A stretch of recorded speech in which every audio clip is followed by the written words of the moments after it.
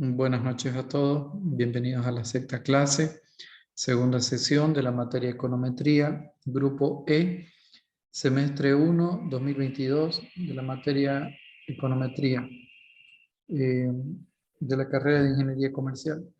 Continuando con el avance de la materia, anteriormente ya habíamos visto una introducción a lo que eran los modelos no lineales.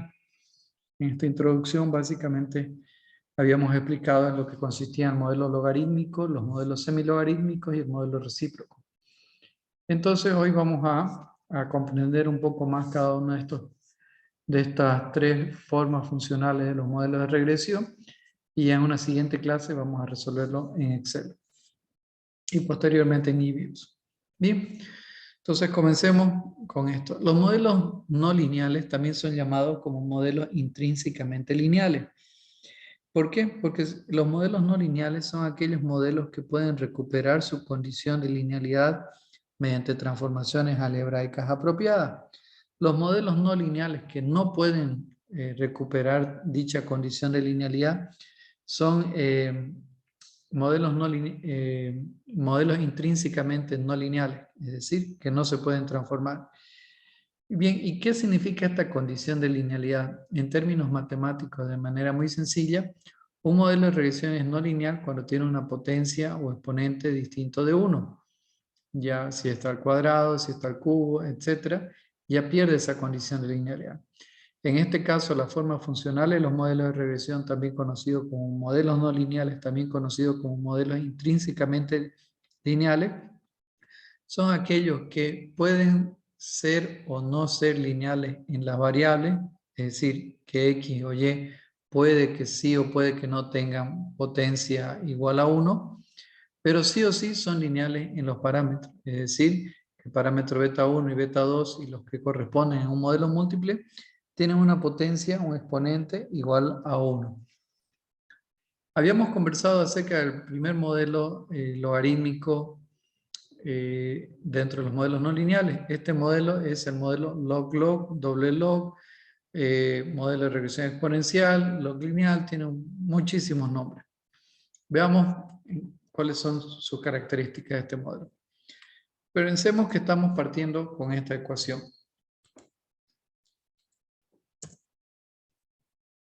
Pensemos que estamos partiendo con esta ecuación. Y sub i es igual a beta sub 1 por x sub i elevado a beta sub 2 por e elevado a mu sub i. Bien. Entonces, como puedo ver, el parámetro beta sub 2 estaría en una potencia, por lo tanto aquí tendríamos un modelo no lineal. Entonces, ¿qué es lo que vamos a hacer? Vamos a bajar beta sub 2 a través de las funciones logarítmicas. Si yo aplico logaritmo natural en un extremo de la ecuación, necesariamente tengo que aplicar logaritmo natural en el otro extremo de la ecuación. Seguidamente, vamos a continuar despejando con las propiedades logarítmicas. Como ustedes recordarán, logaritmo de A por B es igual a logaritmo de A más logaritmo de B. Entonces, si tenemos logaritmo natural de beta sub 1 por x sub i elevado a beta sub 2 por e elevado a mu sub i, esto va a ser igual por propiedad logarítmica a logaritmo de beta sub 1 más logaritmo natural de x sub i elevado a beta sub 2 y por la propiedad distributiva más logaritmo natural de e elevado a mu sub i. Aquí simplemente vamos a hacer un pequeño paso más, el cual consiste en aplicar la función logarítmica como tal o ejecutar la función logarítmica como tal. Eso hace que todo lo que está en la potencia del valor sobre el cual se aplica la función logarítmica baje. De tal manera que vamos a tener beta sub 2 por logaritmo natural de x sub i, ya no elevado a beta sub 2. ¿Por qué? Porque he aplicado la función logarítmica. Entonces, esto va a quedar de la siguiente forma.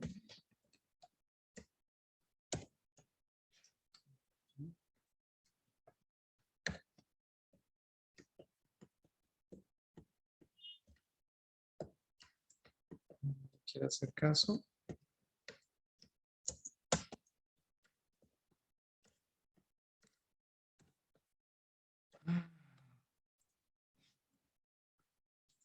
De verdad que no me gusta el nuevo editor de ecuaciones.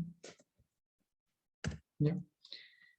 Va a quedar así. Y de la misma forma, el E por elevado a mu sub i va a quedar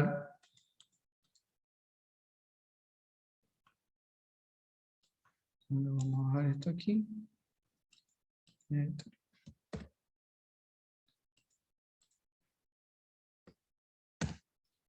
Queda así, producto del ejecutar la función logarítmica. Muy bien, entonces tengo logaritmo natural de y sub i, va a ser igual al logaritmo de beta sub 1 más beta sub 2 por logaritmo natural de x sub i más mu sub i por logaritmo natural de e.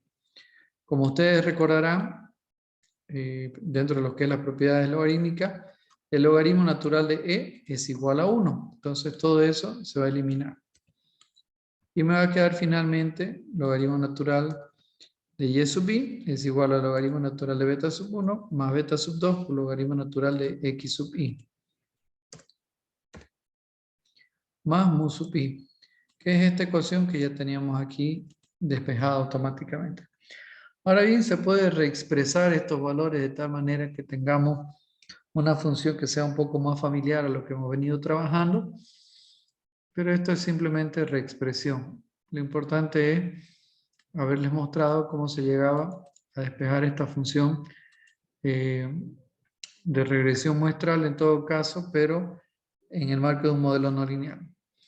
Y como habíamos mencionado en la primera clase introductoria, producto de que se tiene logaritmo natural en ambos extremos de la ecuación, la pendiente de la recta, o también conocido como coeficiente de la pendiente beta sub 2, va a medir la variación porcentual en y, dado una variación o cambio porcentual en x sub i.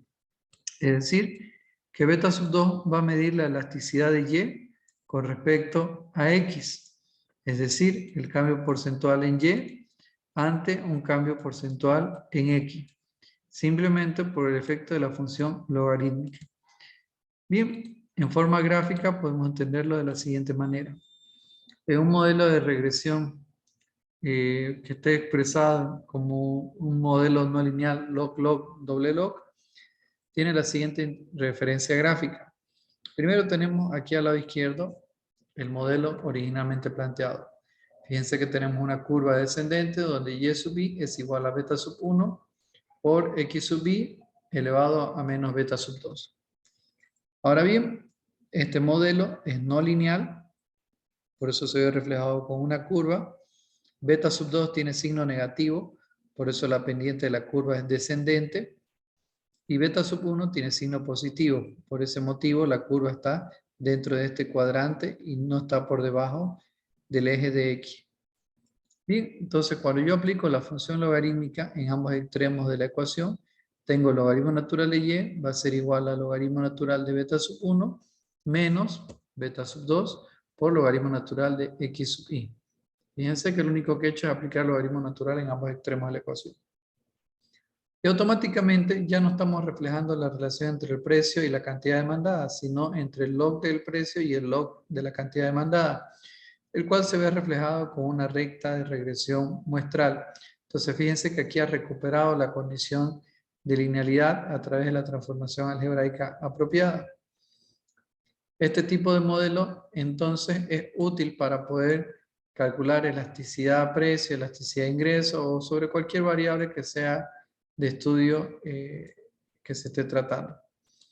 Bien, vamos a resolver un poquito más adelante ejercicios en Excel y de ahí van a salir todos estos valores que les estoy proyectando.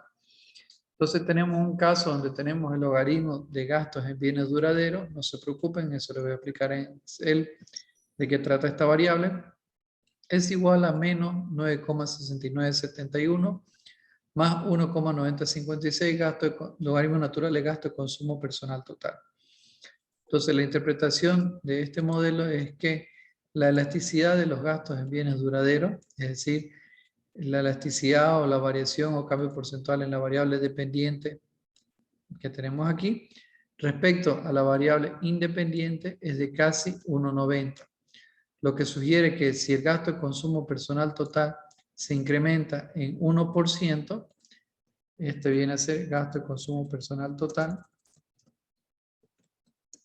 aumenta 1%, en promedio el gasto en bienes duraderos, gasto bienes gasto en bienes duraderos, se incrementa también en casi 1,90%. Como bien les había mencionado, las variaciones o cambios que se den en la variable independiente se expresan en tanto por ciento. Su efecto en la variable dependiente se va a expresar en tanto por ciento. Por lo tanto, si el gasto de consumo personal total se incrementa en 1%, el gasto en bienes duraderos, es decir, la variable dependiente, se va a incrementar en beta sub 2%, que en este caso beta sub 2 es 1,9056. Ese es el modelo log-log, que es el más común y el más frecuente que se van a encontrar en la práctica. Luego tenemos dos modelos semilogarítmicos, el log-lin y el lin-log. Estos modelos semilogarítmicos, si bien no son tan frecuentes en la práctica, tienen aplicaciones bien específicas para ciertas situaciones en las cuales se hace uso de los mismos. En este modelo, como bien su nombre lo indica, solamente se tiene logaritmo en un extremo de la ecuación. En este caso en particular, en el modelo log-lin, el logaritmo natural está en el extremo izquierdo acompañando la variable dependiente. Pensemos, por ejemplo, en este modelo. Y sub t es igual a y sub 0 por 1 más r elevado a t. Cuando yo quiero despejar las variables que están en este modelo, aplico el logaritmo natural primero a la variable dependiente y sub i, y por lo tanto aplico el logaritmo natural en el otro extremo de la ecuación. Y siguiendo los mismos pasos que acabamos de explicar hace un momento atrás, a través de las propiedades de los logaritmos, encontramos que el logaritmo natural de y sub t, en este caso la variable iésima, se va a reflejar con la t de Tito, es igual al logaritmo natural de y sub 0 más t de tiempo igual al logaritmo natural de 1 más r. Bien, entonces lo que vamos a hacer es simplemente reexpresar este modelo de aquí. Y lo vamos a reexpresar, permítanme, vamos a hacer una corrección aquí. Lo vamos a reexpresar simplemente resumiendo algún par de pequeños cambios. Tenemos logaritmo natural de y sub t, se mantiene. En vez de poner logaritmo natural de y sub 0, colocamos beta sub 1, que reemplaza esto. Y en vez de colocar logaritmo natural de 1 más r, lo reemplazamos por beta sub 2. Y luego tenemos la variable t. ¿Ok? Entonces, aquí solamente una variable está influenciada por la función logarítmica, que es la variable dependiente de y. Mientras que la variable independiente, en este caso t, no está afectada por la función logarítmica. En este caso, los modelos de regresión semilogarítmica nos dice lo siguiente. En este caso en particular, el coeficiente de la pendiente, es decir, beta sub 2, mide el cambio o variación expresada en términos porcentuales en y ante un cambio expresado en términos absolutos en la variable independiente t, como habíamos visto en el resumen de la clase anterior. En este caso en particular, lo que se tiene que hacer es multiplicar el valor de beta sub 2 por 100. Y eso es lo que nos va a dar como resultado la variación o el cambio que se tiene en la variable dependiente y sub t, en este caso en particular. Bien, a ver.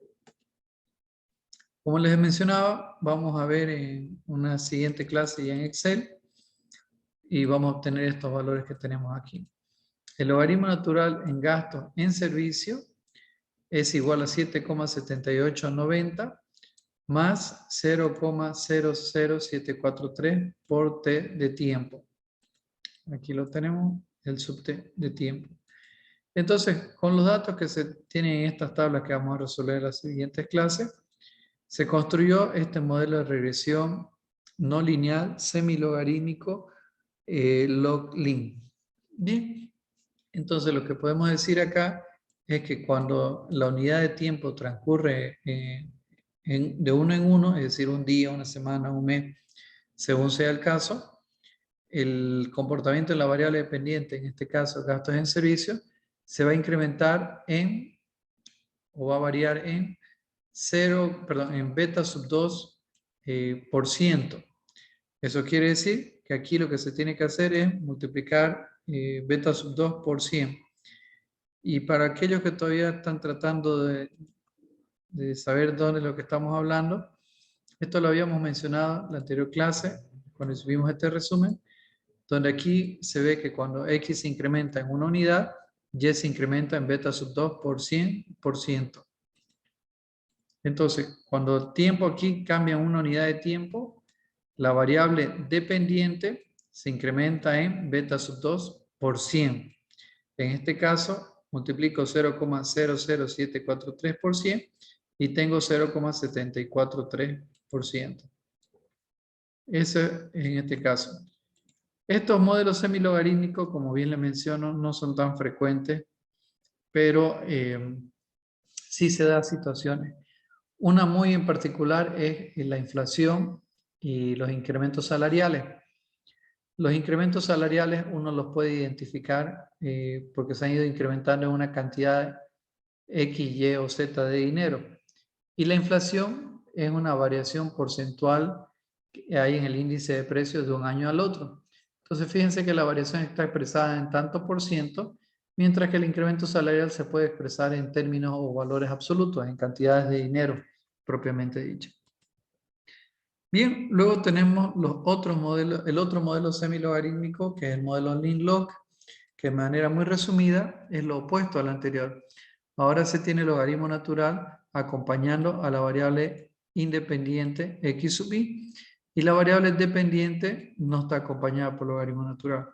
Por lo tanto, aquí en la variación en x se va a expresar en tanto por ciento y su efecto en y se expresa en términos absolutos. Por lo tanto, cuando x sub i se incrementa en 1%, y sub i se incrementa en beta sub 2 dividido 100. Como habíamos mencionado en la anterior clase, este modelo semilogarítmico Lin-Log viene a ser lo opuesto del modelo anterior y beta sub 2 se divide entre 100. Bien, con los datos de la tabla que les mencioné que vamos a hacer un poco más adelante, tenemos gastos en alimentos, gasal, y tenemos gasto total, que viene a ser gastot. Entonces, si el gasto total se incrementa en 1%, mis gastos en alimentos se va a incrementar en 257,27 dividido 100. Y esos 257 dividido 100 se convierten en 2,57 unidades monetarias de lo que corresponde.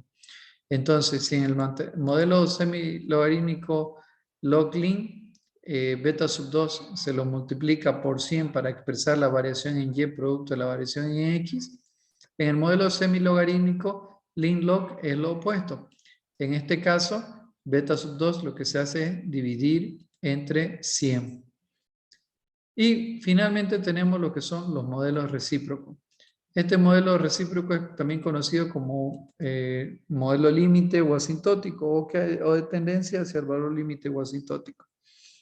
En este caso, en la medida que x sub i se va a incrementar, cuando la variable independiente se va incrementando de manera indefinida, el parámetro beta sub 2 se acerca a 0 y se aproxima hacia su valor límite o asintótico de beta sub 1. Pensemos, por ejemplo, en este caso numérico, donde se tiene la mortalidad infantil y se tiene el PIB per cápita. Se presume que los países, en la medida que son más desarrollados, generan un mayor PIB per cápita. En la medida que aumenta el PIB per cápita, al acceder a mejores ingresos, mejores y mayores ingresos, van a poder acceder a mejores prestaciones de servicios de salud.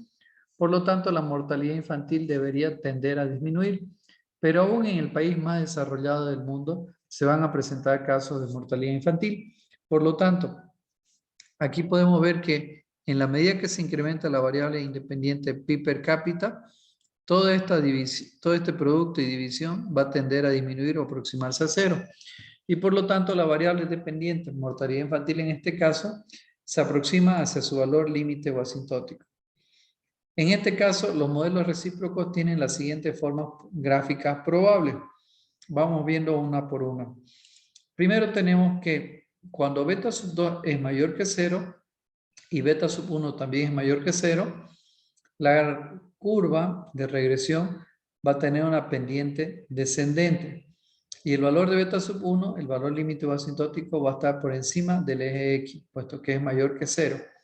Y como beta sub 2 es mayor que 0, la pendiente de la recta es descendente.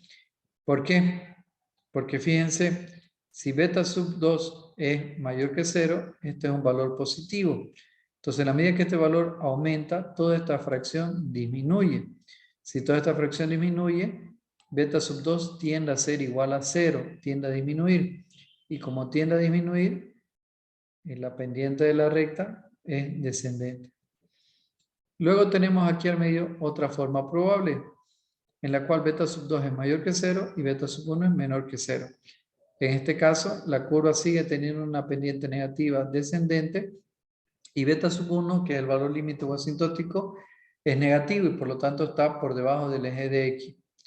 Otra forma probable de este gráfico es cuando beta sub 2 es menor que 0 y beta sub 1 es mayor que 0. En este caso, fíjense que vamos a tener una recta de regresión, perdón, una curva de regresión ascendente, producto de que beta sub 2 tiene signo negativo y beta sub 1 tiene un signo positivo que es el valor límite o asintótico. En los tres casos pueden ustedes observar que en la medida que x sub i se incrementa indefinidamente, beta sub 2 tiende a 0 y y sub i se aproxima a su valor límite o asintótico. En palabras más sencillas, la curva de regresión se aproxima hacia esta línea de beta sub 1. Se aproxima, pero no se llegan a encontrar. Siempre va a haber una pequeña diferencia entre ellos. Se aproximan, pero no se encuentran. Eso en cuanto a los modelos no lineales. Ahora, en los apuntes del apéndice de la clase 12, vamos a ver unas aplicaciones prácticas de este tipo de modelos no lineales, o también conocidos como formas funcionales de los modelos de regresión. Tenemos aquí una breve explicación y justificación de por qué se presentan este tipo de situaciones. A menudo las características propias de las variables que están en investigación obligan a que uno recurra a modelos que no son lineales desde un inicio. Y luego con transformaciones algebraicas apropiadas pueden recuperar su condición de linealidad. Utilizar logaritmos tiene ciertas ventajas por las propiedades matemáticas que estos tienen. Cuando trabajamos con logaritmos, solamente se pueden trabajar con valores positivos y cuando se trabaja con números muy grandes, al momento de utilizar logaritmos, se reduce la escala de dichos números grandes y facilitan los cálculos.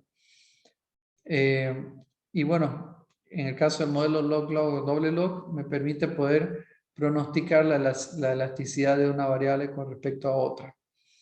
También tenemos, a ver, sí, hay otro tema es que, aparte que se reduce la escala de cuando se trabaja con valores grandes, no cambia la proporcionalidad de la relación que existe entre las variables.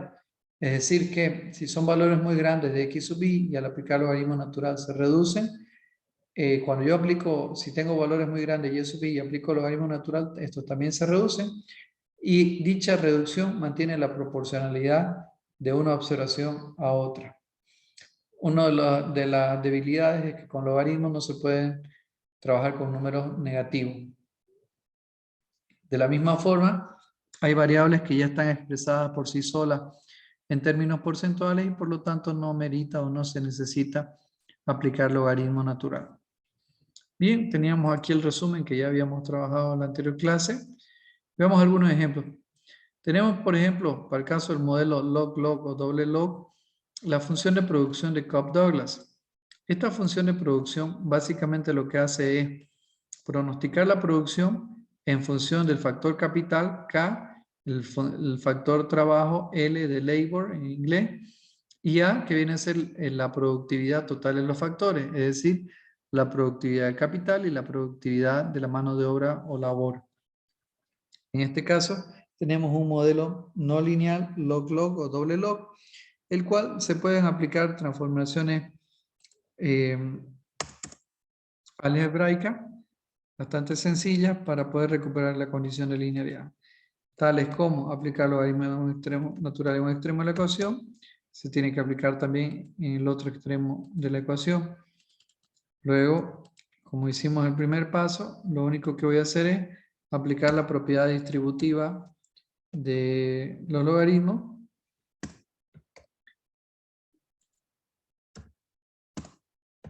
y así. Y bueno, el resto es historia, ¿no? Aplicando esto, va a bajar aquí la potencia, perdón, la potencia o exponente alfa de la variable capital y va a bajar la potencia o exponente beta de la variable trabajo. Entonces vamos a tener aquí un modelo de regresión lineal múltiple. Vamos a hacerlo el paso. A ver. Y aquí va a bajar. Vamos a tener alfa.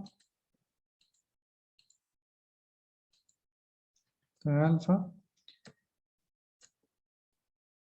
por logaritmo natural de k. Y en este caso va a ser k sub t. Y luego tenemos logaritmo natural, perdón, beta por logaritmo natural de L. Y de la misma forma va a ser L sub t.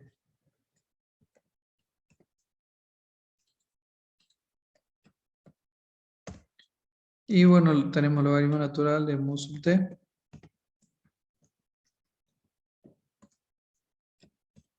Y que se va a ver... Mu sub t nada más. Sí. Una vez borrémoslo. Y se queda como mu sub t. Porque el logaritmo natural de E es igual a 1.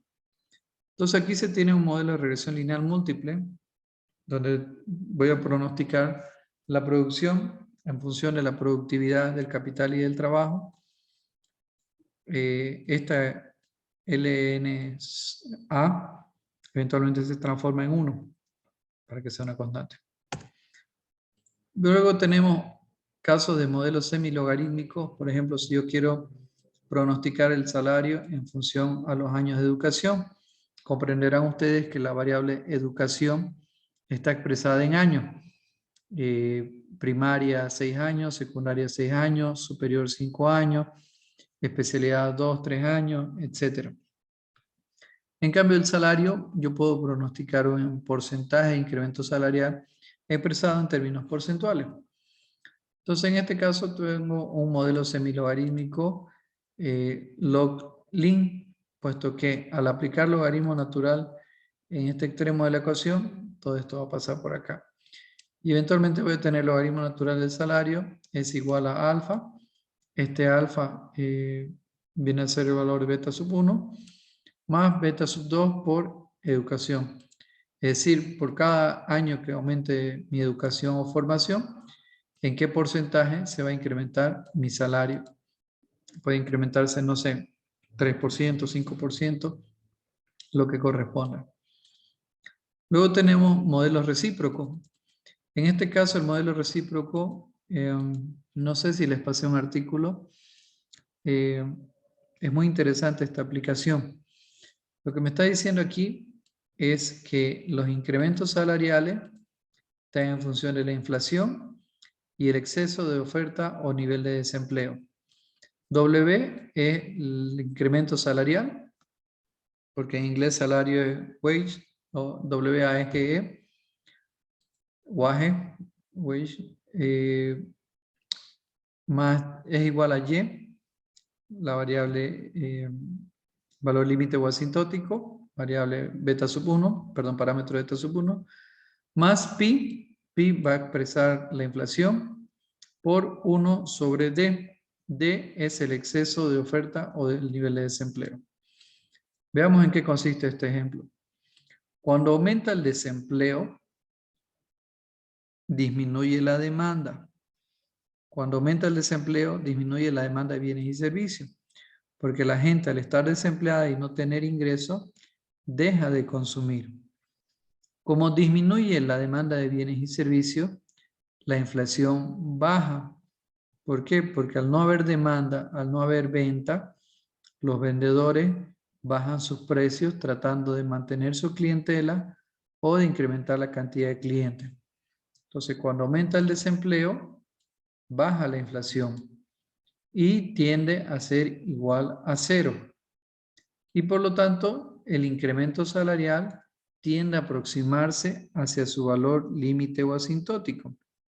Un valor cualquiera según la política del Estado que corresponda. ¿Por qué me parece interesante este ejemplo de la de la curva de Phillips, Bolivia es uno de los pocos países donde todos los años hay incrementos salariales, tanto al salario mínimo como al salario normal que perciben. Cuando ustedes vayan a otros países, esto no existe. En Estados Unidos, por ejemplo, el salario mínimo nacional depende de cada estado. Hay estados donde el salario mínimo nacional es 7, 8 dólares por hora, y en otros son 12 dólares, 13 dólares por hora. Cada estado allá tiene la facultad de poder determinar el salario mínimo nacional, y en la gran mayoría de los estados, estos salarios mínimos nacionales están congelados ni siquiera por años, por décadas. Y aún así siempre hay gente que quiere trabajar por ese salario mínimo de 7 dólares por hora. Y está congelado. ¿Por qué? Porque lo que ellos buscan es mantener la inflación controlada y incentivar el consumo. Y para compensar ese estancamiento en el precio, perdón, ese estancamiento en los costos, aumentan la producción y contribuyen a mantener la inflación controlada. Solamente en Bolivia es uno de los pocos países donde cada año siempre va a haber un incremento salarial. Bien, y con esto ya hemos explicado los modelos no lineales. Detengo la grabación.